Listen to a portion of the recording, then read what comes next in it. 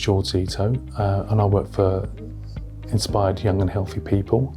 We're part of Inspired Neighbourhoods, which is a community interest company. We're an early intervention service, and we're working with young people in areas of deprivation and poverty. In 2017, there was 1 in 9 young people with a social and emotional mental health problem. But in 2020, the NHS data said that there's 1 in 6 with a social and emotional and mental health issue. So this is quite alarming, really. So it's really, important that we have the appropriate services for these vulnerable young people. What we wanted to do is to develop a nurture environment that was safe, that the children could be themselves, express themselves. We developed something called a passport. So what we did with the Senko and the head teacher is met with them and the young person individually, find out what they were good at, their strengths, what they struggled with, how they like to be treated.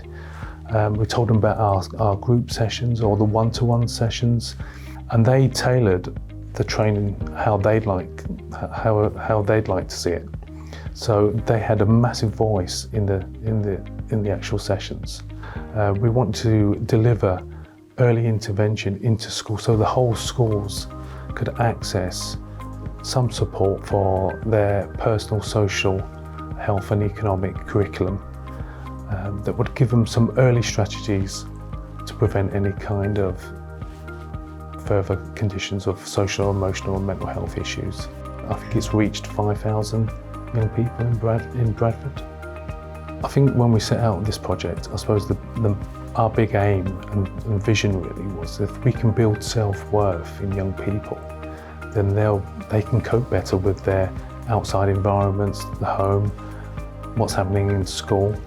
So the whole session is built around their self-esteem and self-worth. We've seen really, really fantastic impacts on young people.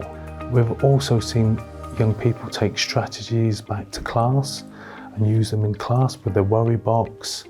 They've seen greater attainment coming to school, better focus in class. They've even helping other young people with strategies and doing chocolate meditation in the playground. They're doing all sorts of things like that. We've seen less behavioural problems. Young people have better communication and social skills. They're actually going to teachers with their problems instead of just keeping them to themselves. They see that when they come back to class, they've got a greater focus.